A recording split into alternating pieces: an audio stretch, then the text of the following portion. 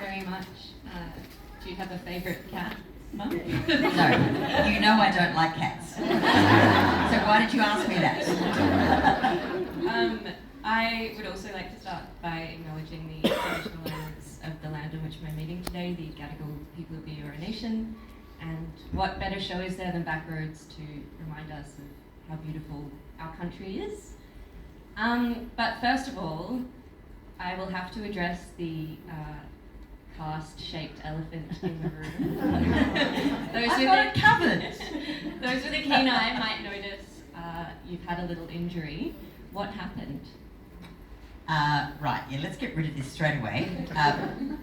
So I was filming at a place called Nimmitiville in New South Wales, near Cooma. I don't know if some of you know it or not. Yeah, lovely spot. Until at the very end of a film shoot, I just pulled out from the pub after saying goodbye to a few people, about to follow my camera crew in the car, and this bloke came hurtling around the corner on the wrong side of the road asleep and rammed into me. So I've got a broken humerus in my arm, which is not that humorous at all, and a broken wrist and a bit of a broken bone in my hand. So I'm off limits for driving on back roads for a while. So I've had to cancel a few shoots, but my writing arm still works and I can still talk, so here we are. Which will be great for the signing later. But obviously it was a really scary time, though though it's probably the most dangerous shoot you've had. It's not the only shoot where you've been struck by some misfortune or put into crazy situations. And I think that's why this book was such a fun read, because it's obviously stories that we know as her family, but stories of kind of the bloopers reel of Backroads that people don't really realise happens.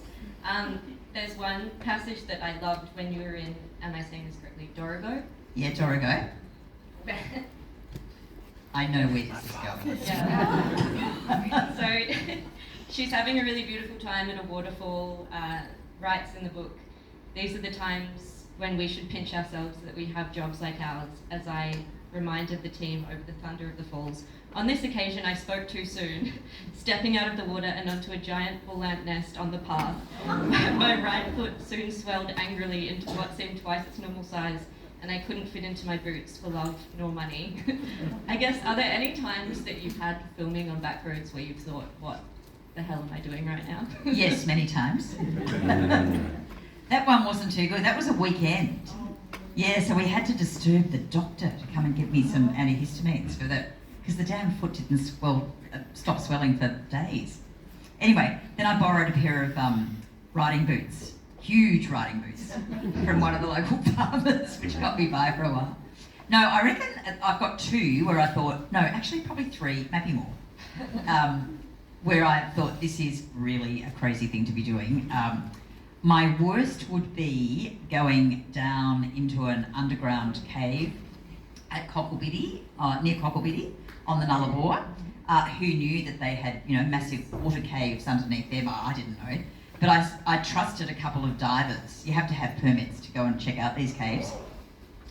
So it felt like I had to climb down almost a kilometre down a ladder to even start the crawl down into the cave. And of course the camera crew made me go first because they weren't too sure about this. So they came later. But oh my God, a few times I thought, this is insane. What are we doing here? And when we got back up to the top, I've never drunk a beer so fast at the end of it, I tell you. Oh. And then the other possibly really stupid one was, I think they're called gyrocopters. They're like little matchbox toys. They're like planes. And that was I didn't even know what they were till I got in the thing. And that was in Tasmania.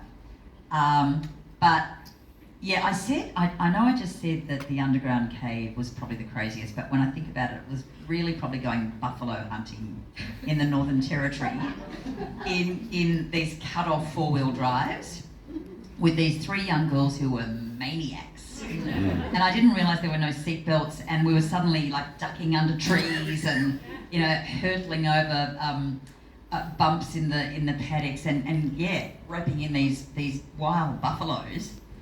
And I thought, I didn't run this one past HR at the exit. I hope nothing happens. It didn't, thank goodness. And that's actually what I love about the start of this book as well, because you write a list of things that you need to keep in mind when you're going on a road trip. You know, things like always bring snacks because you don't know when the pub's going to shut for dinner. Can you talk through some of those and why you've come to realise what you need to do to prepare? Okay, so when we're on the road, the Backroads crew, we always, I don't know why, but we always buy packets of snakes. And then we used to always get packets of fantails as well, but now they don't make them anymore. We were devastated. That was the first thing we'd always get when we were about to start out driving. Anyway, we now get the nearest thing to what we can find. And then we think, oh, that actually is a bad look. We better get some nuts, you know, healthy nuts as well. It takes them much longer to get eaten. And we get, mandarins. They always sit around for a while as well. The snakes are the big hit.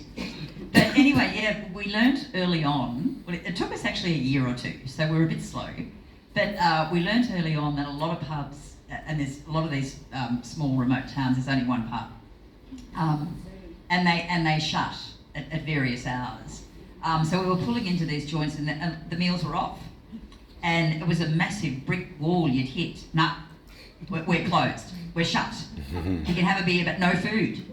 So we took, but then we realised all we had was, well, we do also buy the occasional bottle of wine and stubbies and stuff, you know, for the motel rooms. Always keep a bottle of wine in the boot, I think, is another piece. Yes, that's right. Thank you for picking that up, Caitlin. Very diligent. So yes, sometimes we have been known to drink a half bottle of wine in the boot, washed down with, well, we eat the snakes washed down with the half bottle. And any nuts, if there are any left, which there usually are. Anyway, we soon learned not to fall for that anymore. So we would book ahead, check what time the pub shut, the meals go off. And that's what I recommend to everybody who's travelling. Because you're often in really, really remote parts of the country and you're with these people that you're filming with on these roads for hours and hours at a time. How much of the behind the scenes is just you guys sitting in a car, and how do you remain entertained?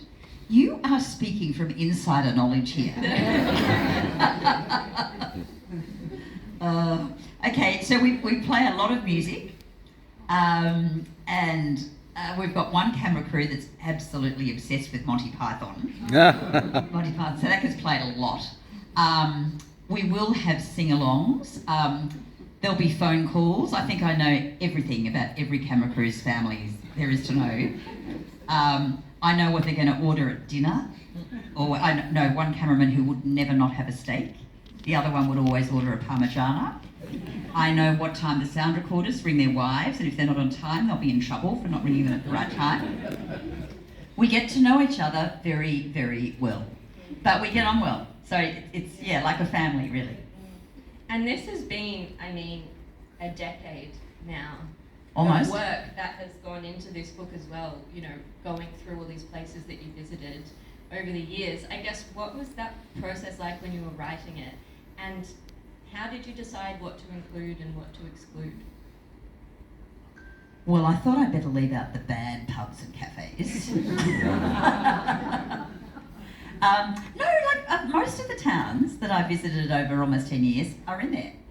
There are a few that I had to leave out, and it was tricky because basically what this book does, if you're keen travellers, is linking all the towns that we've done over the past 10 years on Backroads and giving people ideas for short road trips, long road trips, or you can go from state to state. You can go right around the country if you want to. But it's basically giving you a choice, because I think sometimes people get a bit daunted and think, if I want to do a trip around Australia, I've got to take a whole year off. But you actually don't have to do that. You can just go somewhere great for a long weekend that's right on your doorstep that you didn't even maybe know about. So that was the idea of it. And I think the catalyst was more and more when I was on the road, people were coming up to me and saying, we're doing the Backroads tour. And I go, what does that mean? And they'd say, we're going to the towns that you've shown on the ABC. And I thought, righto. And then I was getting more friends and family members saying, where should we do our next holiday? So I thought, God, we may as well. When HarperCollins approached me and the ABC about a new Backroads book, I thought, well, that's got to be the obvious one. So here it is. And I just hope it does make people realise that You can do, shorter trips. You can go for a week. You can duck over to Tasmania for a week and still see some great spots. And you feel like you've had a breath of fresh air. So that's the idea. And there's a line that I love in the book, which really made me laugh, because I know who you're talking about. I know people who make the annual pilgrimages to Noosa or Cairns and Port Douglas without giving a moment's thought to the possibility of a different kind of holiday. And honestly, when you actually go through it, because for me, when you think about going to northern New South Wales, you're thinking about Byron Bay, the classic coastal towns. But instead, and I'm going to pronounce these wrong, so... I'll correct you, don't worry. Sawtell, Bellingen, Dorrigo, Ebor, Wallumbamby Falls. Wallumbamby Falls, You're Uralla. going well till then. I know, Tenterfield, Grafton. I mean, all these places you just wouldn't think to put together and do a road trip that way. No. I guess, why do you think we get stuck in these traps? Well, it's word of mouth, it's what your friends are doing, or who do you think I was particularly referring to I will there? never say. I'll never say either. A close family member. Possibly more than one. Anyway, no, I think people, it is word of mouth, or it's what they read in the papers or travel sections, or they're after a bit of, hot weather, and they think, oh, well, that's what we need to do. But in fact, I find that the stuff that appeals most to me in northern New South Wales or in outback Queensland is how you can suddenly be in quite remote spots, and there are all these amazing characters, and you feel like you're in the middle of nowhere, and you never know what's around the next corner, and great pubs where you can meet all sorts of different types. That appeals to me way more, and especially more than all those worlds at Surfers Paradise and all that stuff. We only took those to you once. I said I'm never going back to these.